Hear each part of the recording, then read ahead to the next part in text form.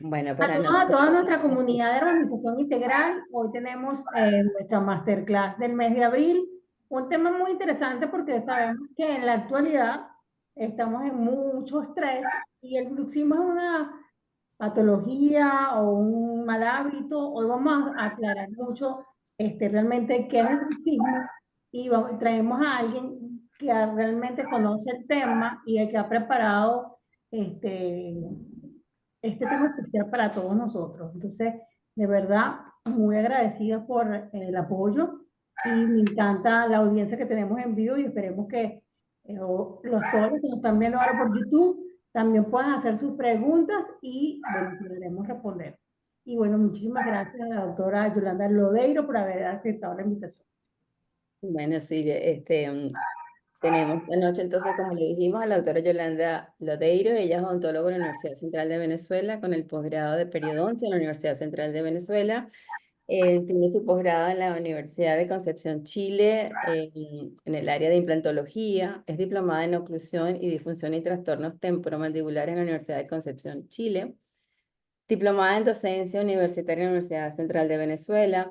Habilitación en la terapia Neon Brasil. Docente en periodoncia en la Facultad de Odontología de la Universidad Santa María durante los años 96 al 2005. Docente en la Cátedra de Periodoncia en la Universidad Central de Venezuela desde el 98 al 2023. Coordinadora en la materia de trastornos temporomandibulares en el posgrado de cirugía bucomaxilofacial del Hospital General del Oeste, doctor José Gregorio Hernández. Entonces yo creo que tenemos pues una persona con un conocimiento bastante amplio e importante en el tema, y como lo dijimos al inicio, es un tema que nos compete en el área de la odontología, pero también en el área de la medicina estética.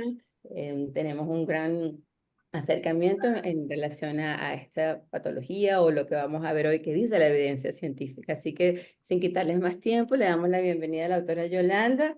La dejamos con los micrófonos y totalmente la conferencia en sus manos. Agradecer la invitación de la doctora Beatriz Gómez y de la doctora Emma Olivero a compartir con el grupo un poquito de lo que he tenido la oportunidad de aprender a lo largo de los últimos años y compartir un poquito de esta controversia que se nos está presentando respecto al bruxismo, qué es, cómo se define, cómo se maneja, qué relación tiene con los desórdenes temporomandibulares.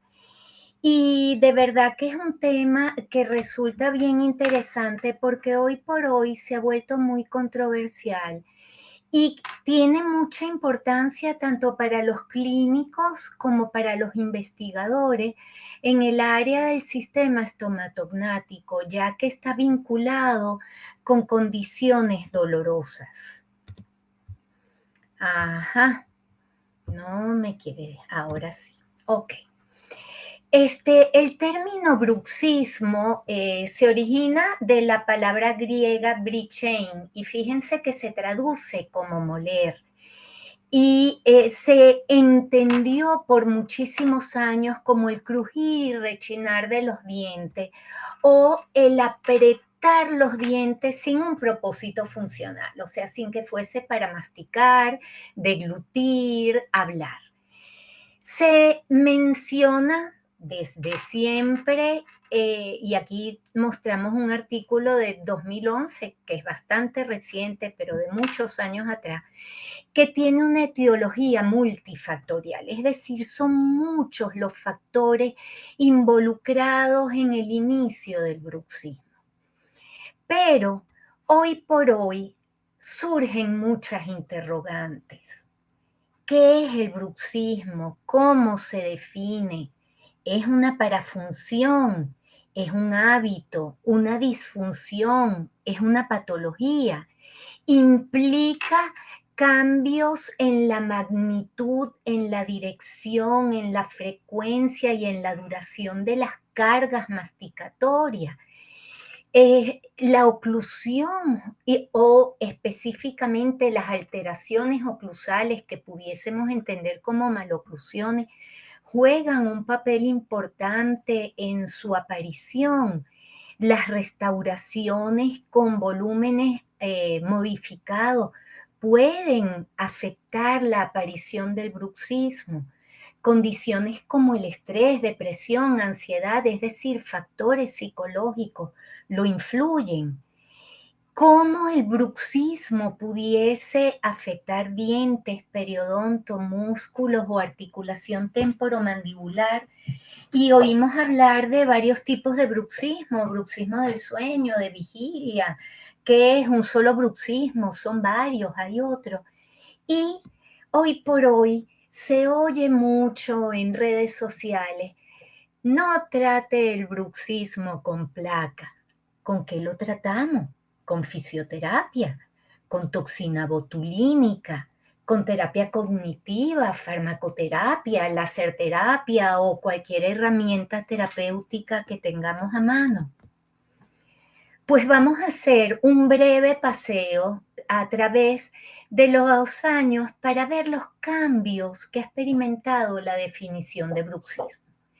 Y me remonto a 1987, en el momento en que la Academia Americana de Prostodoncia, con su glosario de términos prostodónticos en la 5ª edición, definía el bruxismo como apretamiento dental y como una parafunción. Cuando nosotros hablamos de parafunción, nos estamos refiriendo a actividad muscular que no tiene un propósito funcional. Mascar chicles, una parafunción, queilofagia o nicofagia son parafunciones y el bruxismo se entendía como una parafunción. En 1990, la Academia Americana de Medicina del Sueño incorpora un aspecto más a la definición del 87 y ellos lo catalogan como una parasomnia, es decir, una condición capaz de producir alteraciones del sueño. Y ese concepto se manejó por muchísimos años. En 1999 aparece la 7ª edición del glosario de términos prostodónticos y fíjense que aproximadamente se mantiene la misma definición. Añaden que es un hábito oral. A veces nosotros se nos hace un poco difícil diferenciar un hábito de una parafunción. La parafunción es algo que podemos realizar sin darnos cuenta, en tanto que el hábito oral es una actividad que hacemos de manera repetida, pero de forma voluntaria. Fue lo único que le añadieron a la definición que habían dado en 1987. Para 2005 publican la 8ª edición del glosario de términos prostodónticos y reiteran lo que ya se venía diciendo, ¿ok? Y la Academia Americana de la Medicina del Sueño, en la 2ª edición de la Clasificación Internacional de los Desórdenes del Sueño, simplemente añade a el hecho de que el bruxismo se entendía como una parasomnia, que además produce movimientos involuntarios de la mandíbula durante el sueño. Es decir, en este rango de años, el concepto de bruxismo lo catalogó como una parafunción, una parasomnia y altamente vinculado con la definición que acabamos de ver de apretamiento dental, rechinamiento dental. Sin embargo, el cambio brutal en los paradigmas aparece en el año de 2013, cuando el consenso internacional de la Academia Americana de Prostodoncia establece que el bruxismo, en base a las investigaciones, se entiende y se redefine como una actividad muscular masticatoria repetitiva.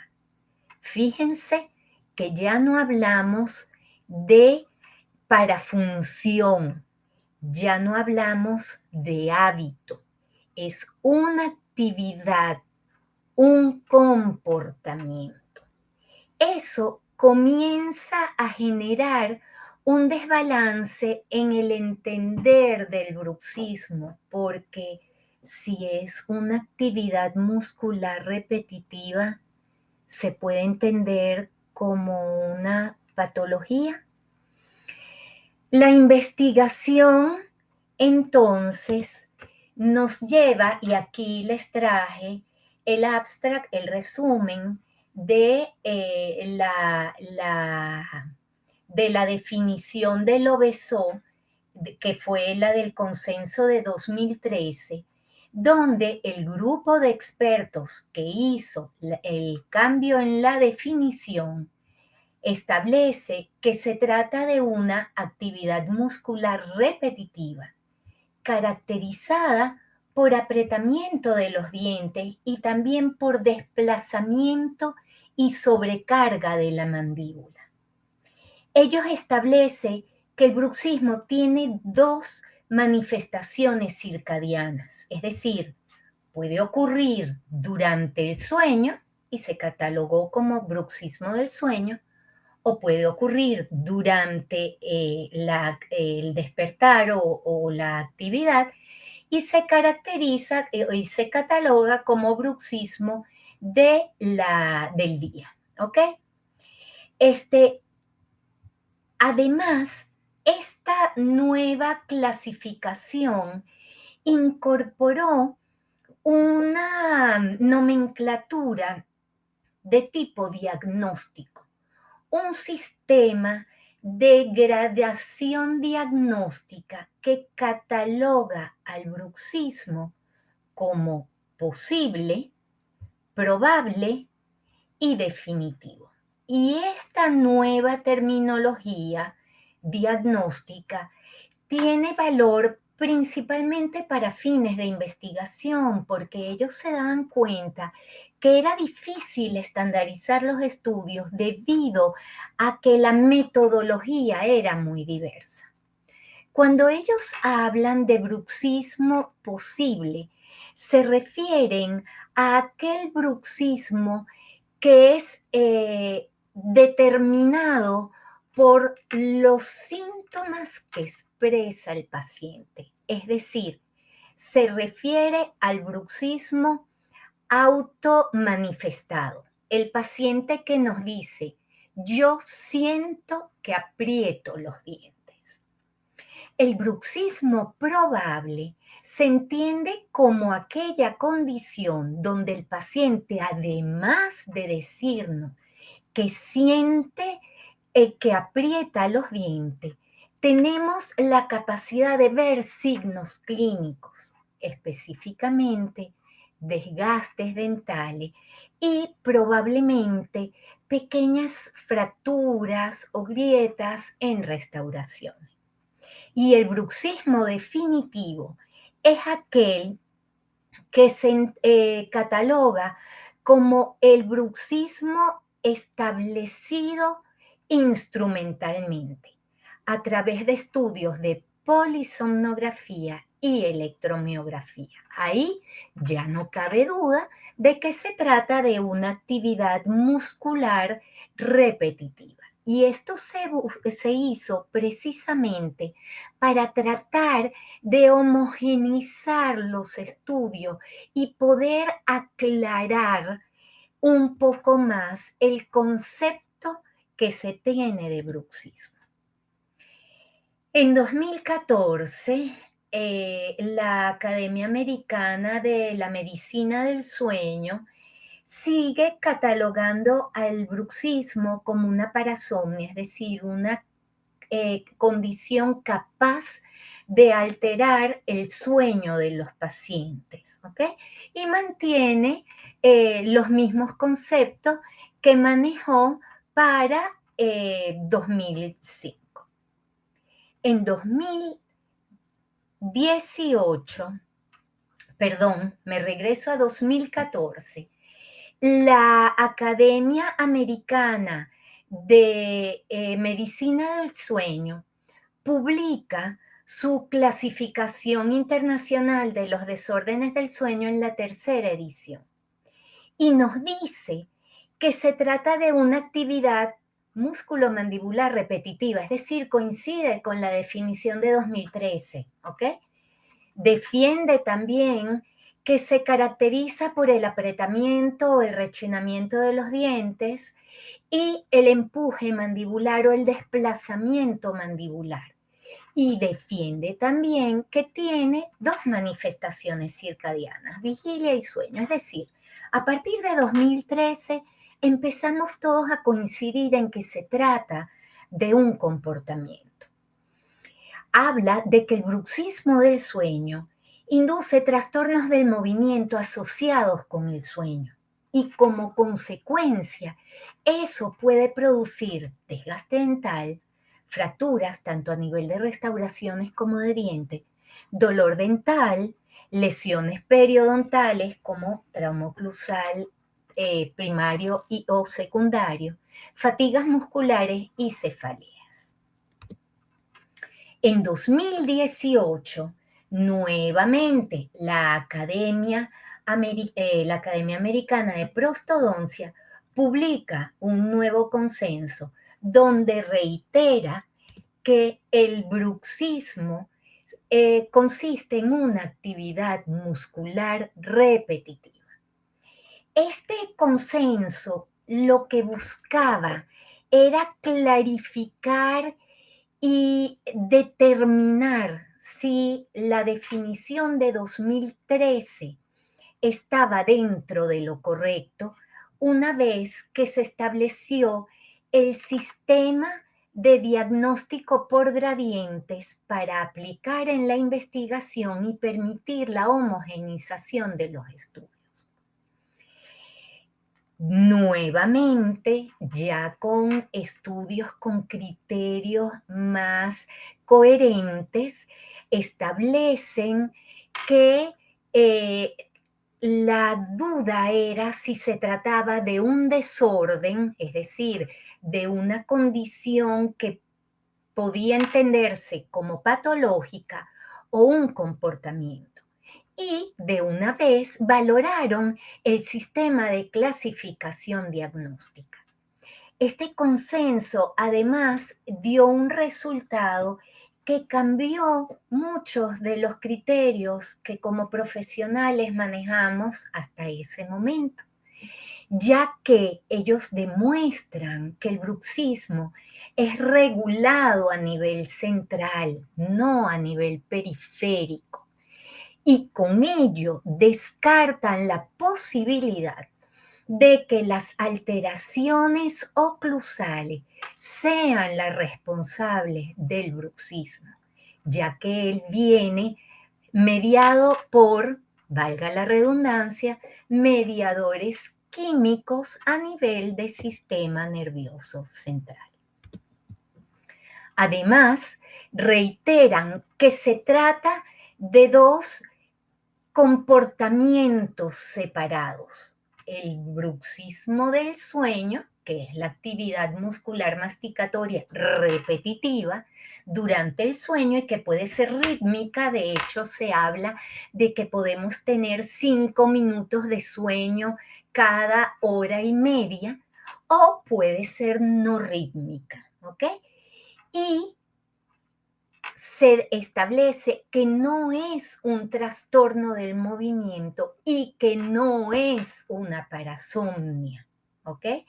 El bruxismo más bien no altera el sueño.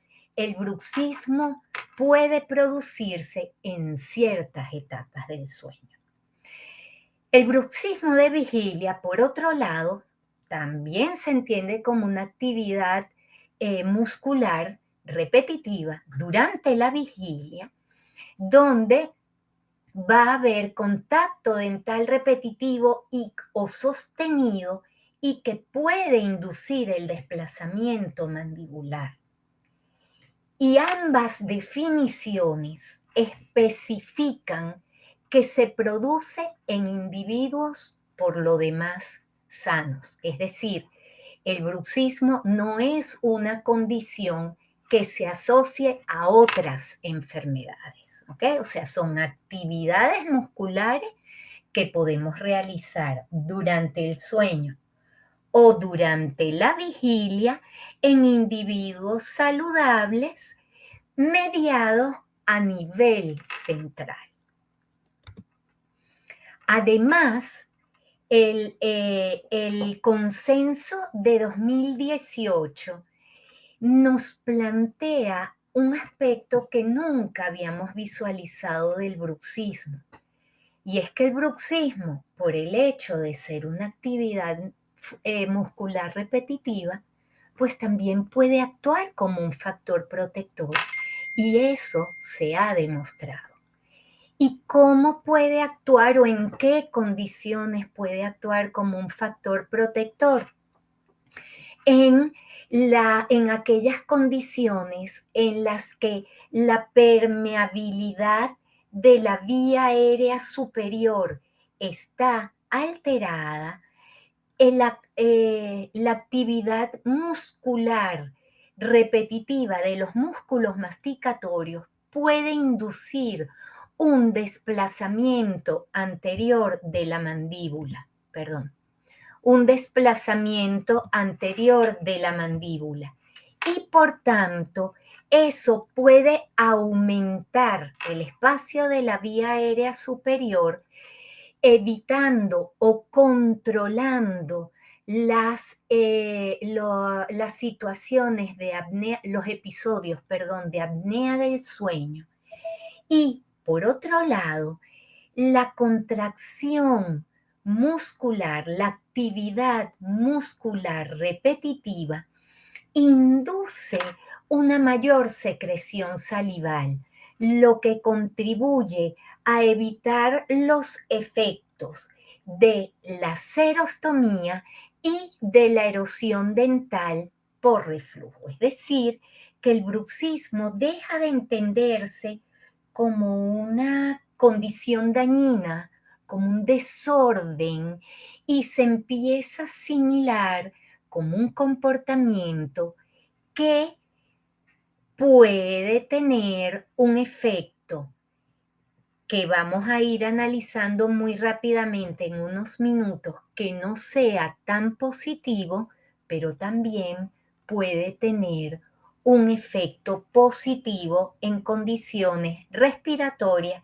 y en condiciones de xerostomía y reflujo.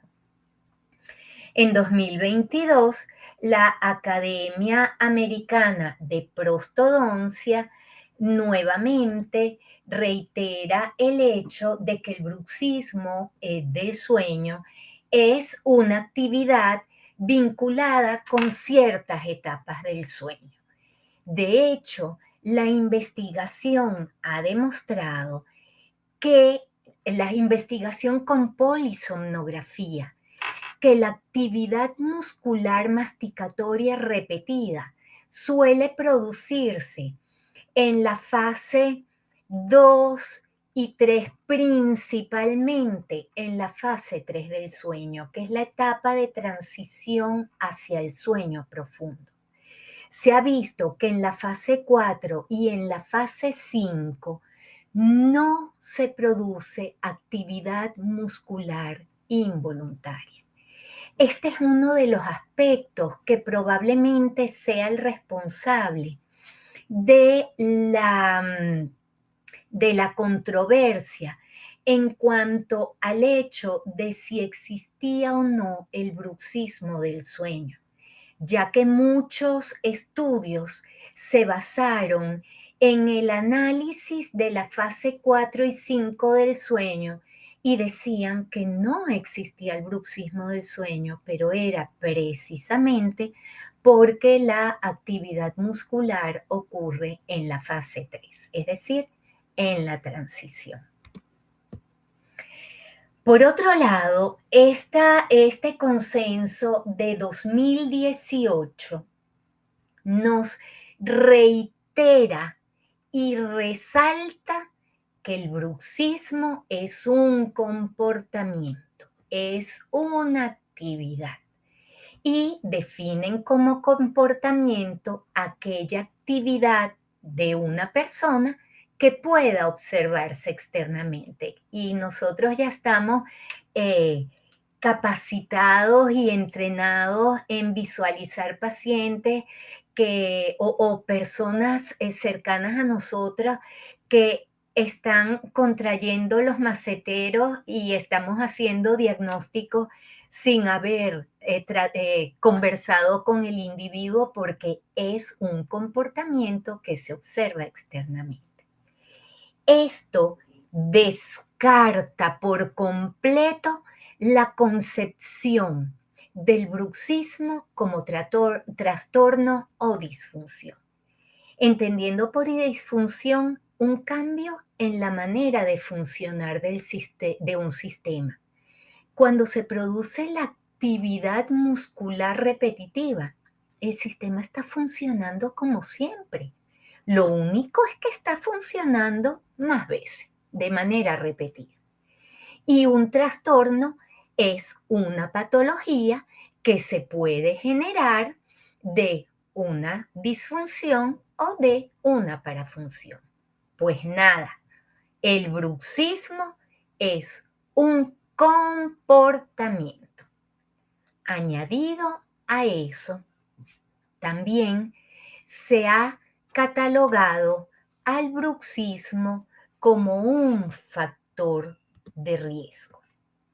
De tal manera que, de acuerdo a las consecuencias clínicas y entendiendo que el aumento en la actividad de los músculos y en la incidencia de cargas sobre los dientes pudiese actuar como un cofactor o como un atributo que aumente la probabilidad de un trastorno, ¿ok?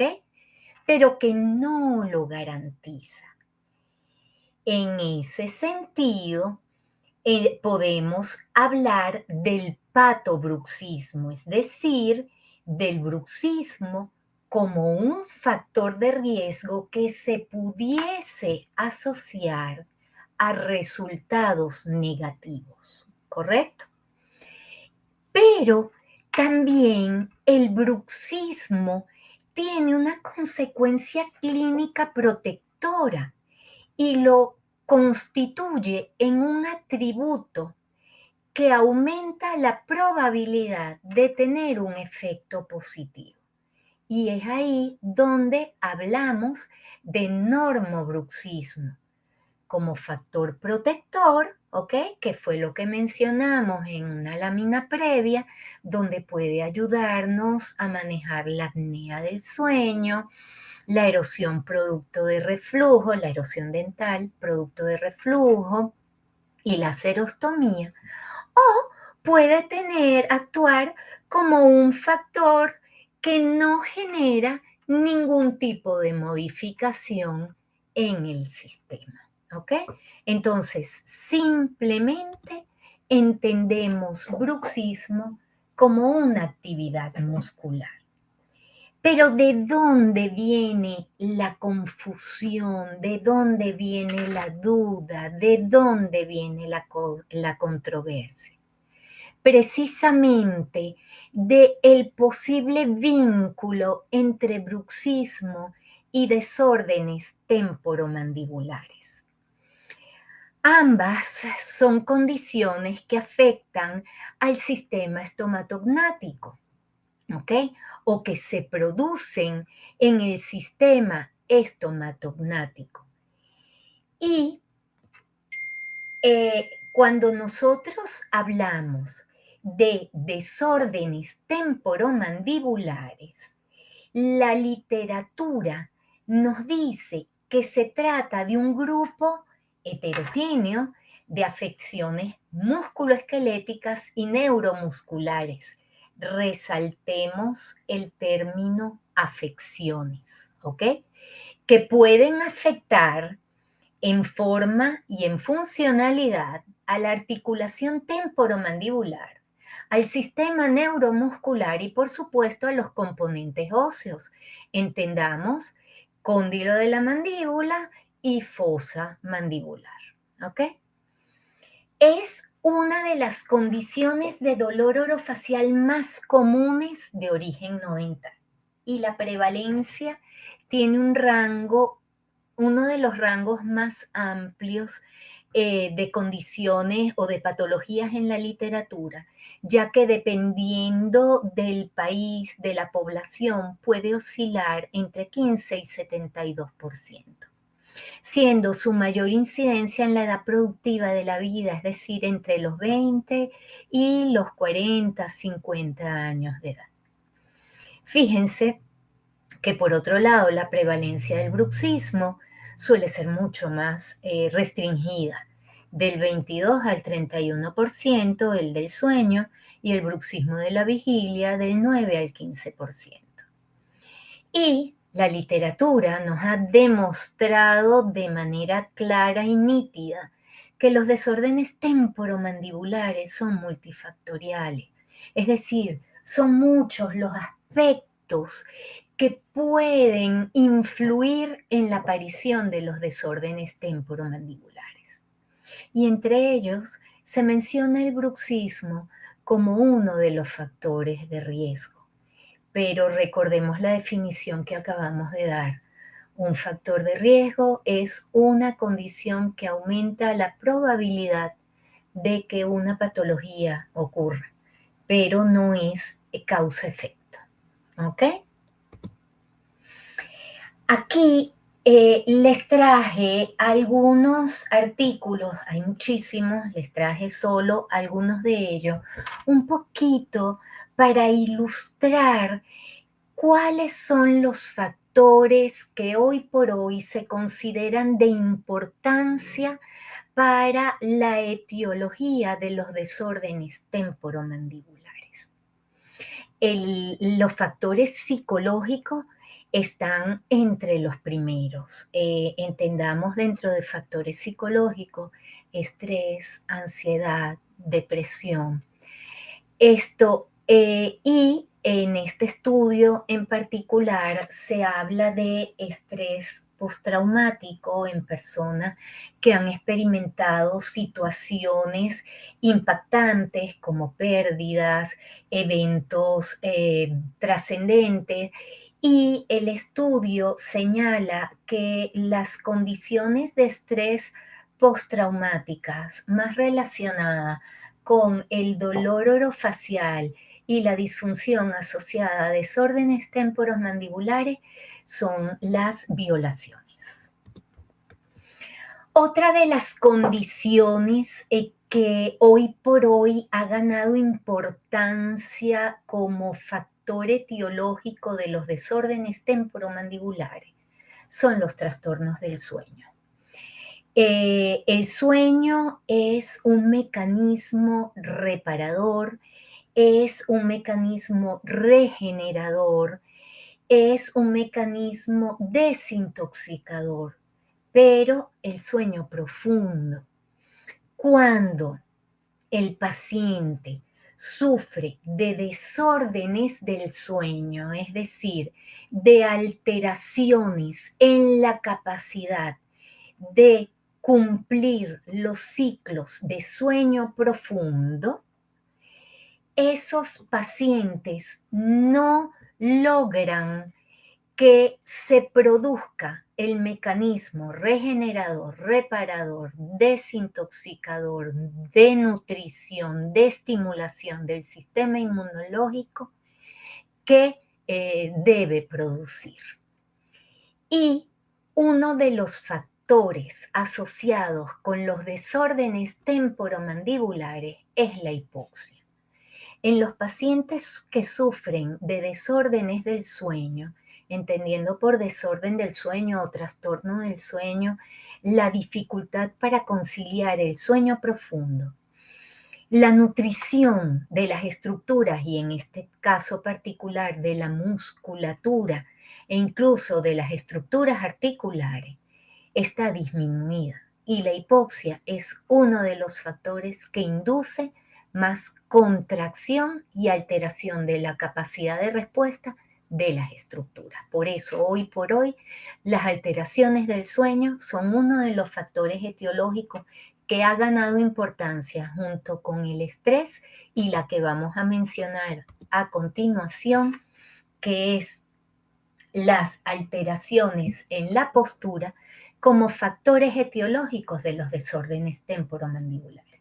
Aquí incluyo un artículo donde hablan de las alteraciones de columna cervical, la cervicalgia, pero en general la literatura nos ha demostrado que la postura es capaz de alterar el equilibrio que existe en todos los sistemas orgánicos entre forma y función. Y cuando hablamos de postura, tenemos dos direcciones de la alteración postural. En primer lugar, las alteraciones de la columna lumbosacra, de la columna torácica, de la columna cervical, son capaces de modificar la posición de la base del cráneo y por tanto la relación de las estructuras del sistema estomatognático, propiciando la aparición de desórdenes temporomandibulares. Eso es lo que se llama como trastornos ascendentes. Pero también la literatura nos ha mostrado que los trastornos temporomandibulares, donde tenemos alteración de las relaciones maxilomandibulares, incluida la articulación temporomandibular, son capaces de producir alteraciones principalmente de columna cervical, ¿ok? Que pueden extenderse hasta los hombros. Y se entienden como alteraciones descendentes, es decir, la alteración postural es bidireccional y tiene que tratar de discernirse cuál es el origen, si se trata de un problema de columna o si se trata de un problema de las estructuras del sistema estomatognático para poder aplicar las terapias pertinentes. Esto nuevamente, la alteración de la relación cráneo-mandibular es capaz de modificar el equilibrio que de manera natural se debe establecer entre la base del cráneo, que es donde se ubica la articulación temporomandibular y la columna cervical. Y ese equilibrio es mantenido de manera dinámica por los músculos y los ligamentos cervicales. Ahora bien, si por cambios posturales se produce de manera temporal, o permanente una alteración en la tensión de los músculos cervicales y de los ligamentos, pueden generarse rotaciones que principalmente a nivel de atlas y axis, que son las primeras vértebras cervicales, modifican la base, la posición de la base del cráneo, generando desviaciones que pueden inducir compresión de uno de los lados de la articulación temporomandibular y por tanto propician la aparición de desórdenes articulares.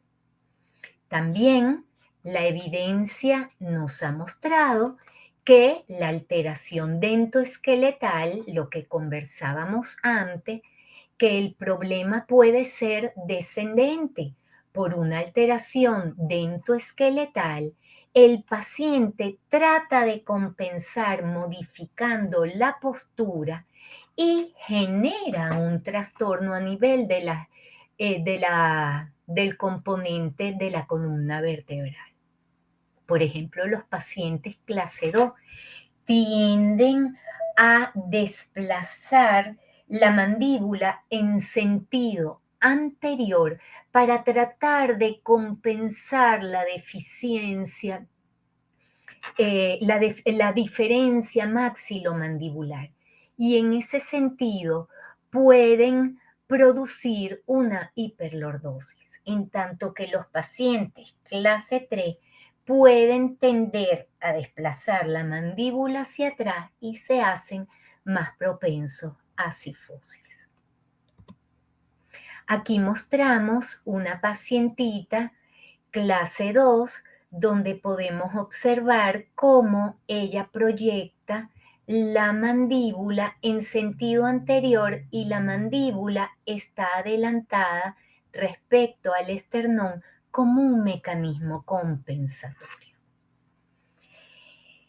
Además de los 3 aspectos que hemos mencionado y que hoy por hoy son los que llevan la batuta como etiológicos de los desórdenes temporomandibulares y que mencionamos que eran los factores psicológicos, los trastornos del sueño y la postura, se ha estudiado también la influencia de la oclusión en los desórdenes temporomandibulares y este es un tema que hoy por hoy es muy álgido, que tiene muchas tendencias, todas basadas en estudios y que realmente es difícil de homogenizar. Lo que sí nos tiende a demostrar la literatura es que la pérdida dental, sobre todo la pérdida del soporte dental posterior, es un factor que contribuye a disminuir la dimensión vertical en la parte posterior de la cara. La dimensión vertical anterior viene dada por los dientes anteriores, ¿ok? Pero la dimensión vertical posterior viene dada por los dientes posteriores, por la relación oclusal de los dientes posteriores y por la articulación temporomandibular. Pero el parámetro rígido lo tienen la relación dental posterior. Cuando se pierden los dientes posteriores, ocurre un cambio en el fulcrum y el fulcrum del movimiento de cierre tiende a pasar al sector anterior, con lo cual la articulación, cada vez que el paciente contrae su musculatura, cada vez que el paciente trata de masticar, cada vez que el paciente cierra, genera un desplazamiento posterior de la mandíbula hacia arriba y hacia atrás, lo que induce compresión articular. Por eso, al edentulismo dental posterior, con la consecuente disminución de la dimensión vertical posterior, sí se le asigna un valor importante en la etiología de los desórdenes temporomandibulares. Y nuevamente surge la duda, ¿y qué papel juega el bruxismo entonces como etiológico de los desórdenes temporomandibulares? Porque hemos mencionado ya 4 y el bruxismo no figura. Hoy por hoy el bruxismo es una condición que, como lo mencionamos en el consenso de 2018, plantea que el bruxismo se entiende hoy por hoy como un factor de riesgo, es decir, como una condición que sumada a otros factores puede incrementar la probabilidad de que el desorden temporomandibular aparezca, pero no como una condición que podamos entender como causa-efecto. De hecho, muchos investigadores descartan la influencia del bruxismo en los desórdenes temporomandibulares. En este estudio de 2023, nuevamente analizaron la relación del bruxismo con los desórdenes temporomandibulares y establecieron que el bruxismo de la vigilia puede relacionarse con trastornos musculares, ¿ok? En tanto que el bruxismo de la vigilia combinado con el bruxismo del sueño puede ser responsable tanto de trastornos musculares como de trastornos articulares. Entendiendo que la relación del bruxismo con el desorden temporomandibular puede ser potenciada por la presencia de otras o de ciertas parafunciones, como por ejemplo tabaquismo, queilofagia, onicofagia, el hábito de morder objetos, etc. Todas esas condiciones sumadas a la actividad muscular repetitiva pueden inducir desorden temporomandibular. Pero el bruxismo per se parece aumentar la probabilidad, pero hoy por hoy no hay evidencia científica que lo establezca como una causa fidedigna del desorden temporomandibular. Este estudio lo traigo a mención simplemente para discriminar un poquito respecto a cierta publicidad donde se ha planteado que el bruxismo no se trata con placas, con ciertos elementos terapéuticos.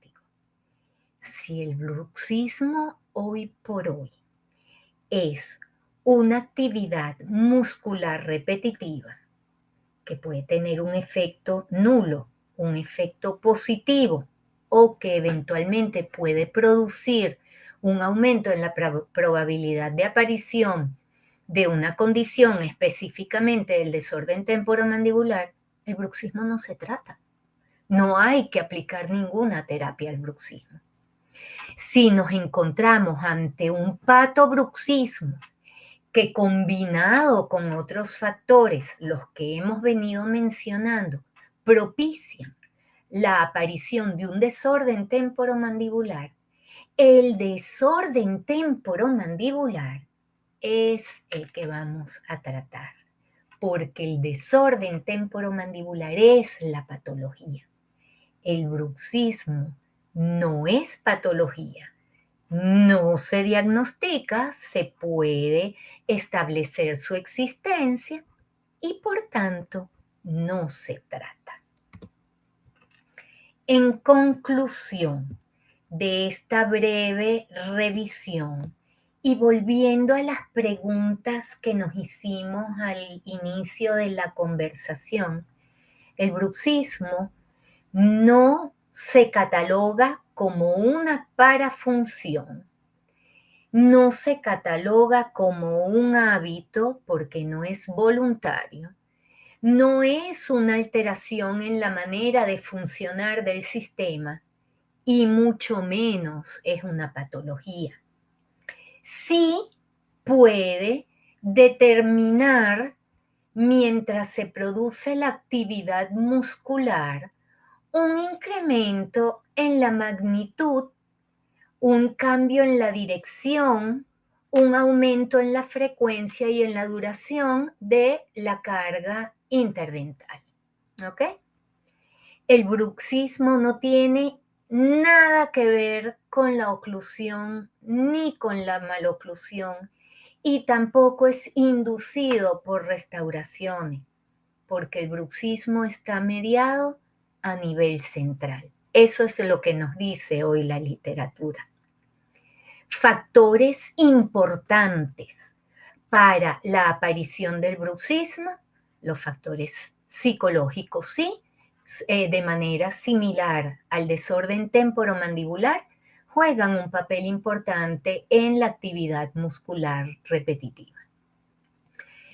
El bruxismo no nos va a producir cambios a nivel muscular ni articular más allá del tono, ¿ok? De los músculos.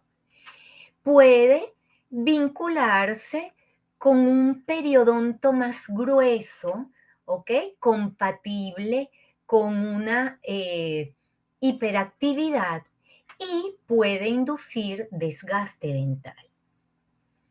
El bruxismo se cataloga como dos comportamientos diferentes, el bruxismo del sueño, el bruxismo de la vigilia.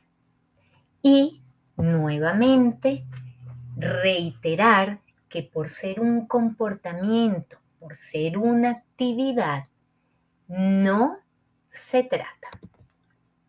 Finalmente, tengamos claro que la controversia que se viene generando desde hace varios años, a mi modo de ver, no es más que un error de semántica. Se confunde bruxismo con desorden temporomandibular. Tenemos que entender que son dos cosas totalmente diferentes.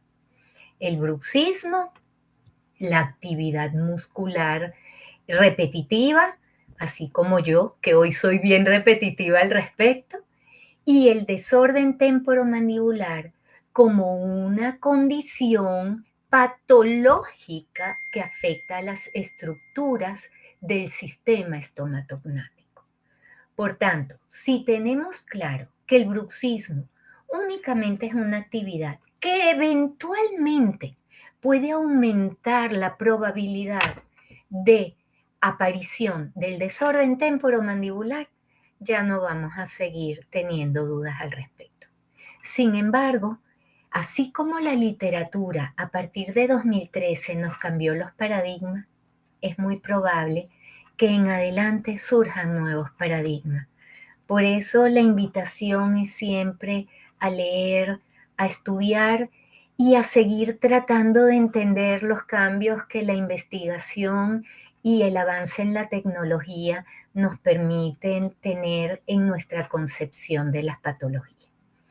Nuevamente, agradecer el tiempo que han invertido en compartir conmigo y espero haber satisfecho sus inquietudes. Pirlas. No, bueno, para mí Excelente, de verdad, doctora. excelente porque creo que cambia y ahorita vamos a ver la visión, cómo lo ven los que están aquí compartiendo. Creo que la visión cambia bastante y bueno, buenísimo esta visión en base a investigación, porque ahora vemos realmente la nueva visión del bruxismo. Sí, yo pienso que ha sido muy interesante. Creo que los comentarios son bastante importantes. Los vamos a leer. Ese cambio en los paradigmas, porque nos entusiasmó el tema, porque definitivamente cometemos el error de que la paciente aprieta y entonces inmediatamente hay que inmovilizar los músculos o que hay que colocar una férula sin realmente hacer esa investigación profunda de que ya no es la patología el bruxismo, sino ir realmente a entender el desorden temporomandibular. Nosotros en nuestros cursos decimos que para el médico que nos acompaña en el área de armonización es muy importante aprender un poquito más sobre lo que sucede intraoral para poder entender este tema tan importante.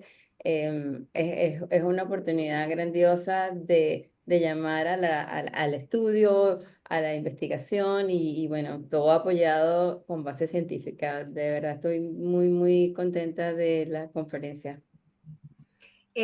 Y bueno, cuando se habla de armonización, uno enseguida lo relaciona con toxina botulínica.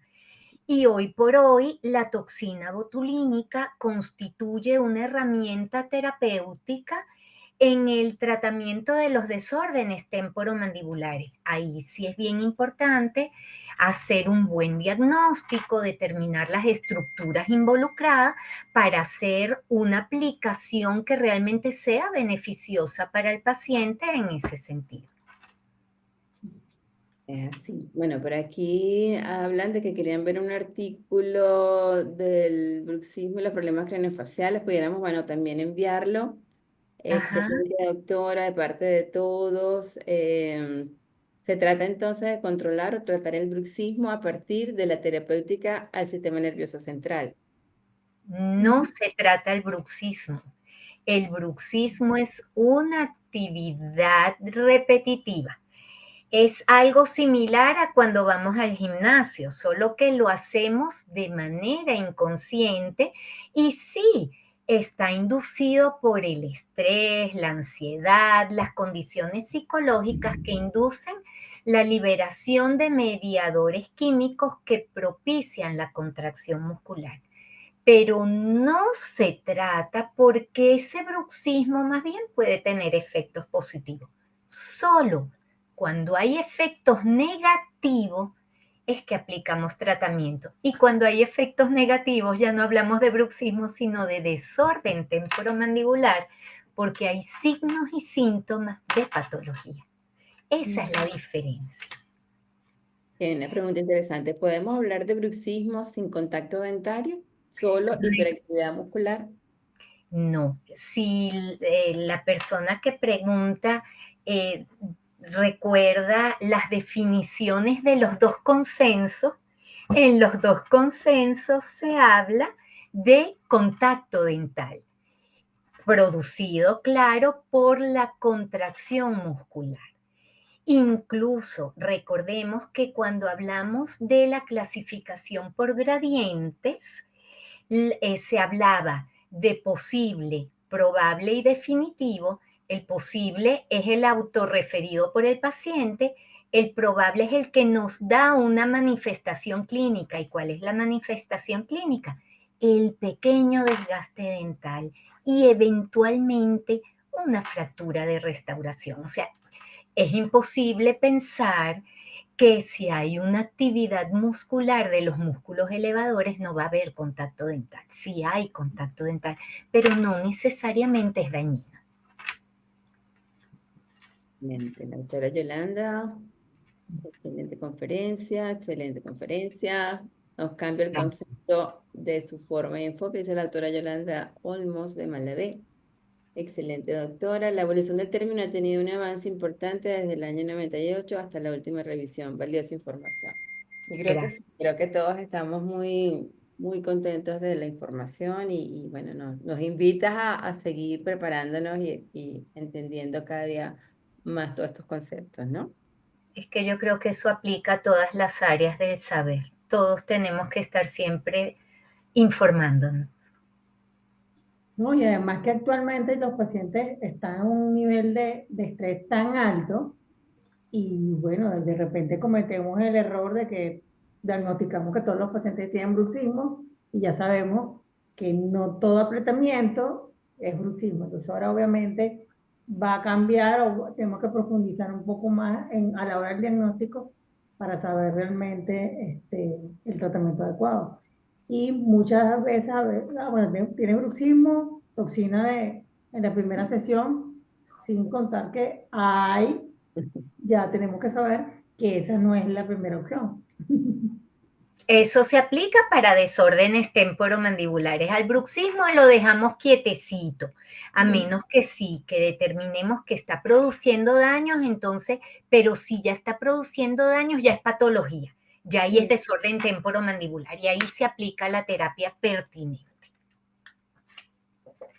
Bueno, Bueno, y también con el láser. Casualmente atendí a una tía que tenía un dolor, bueno, sí, obviamente que unos desgaste. Ella tenía una férula, pero ya no la usa. Entonces, bueno, también ha pasado unos años emocionalmente bastante movida, pero era más de un solo lado. Le dije, bueno, déjame poner de láser terapéutico, lo puse en 3 puntos, mejoró, bajó bastante el dolor, y le dije, bueno, obviamente tiene que bajar los niveles de ansiedad, pero bueno, ya eso es otra cosa bastante compleja en esta situación.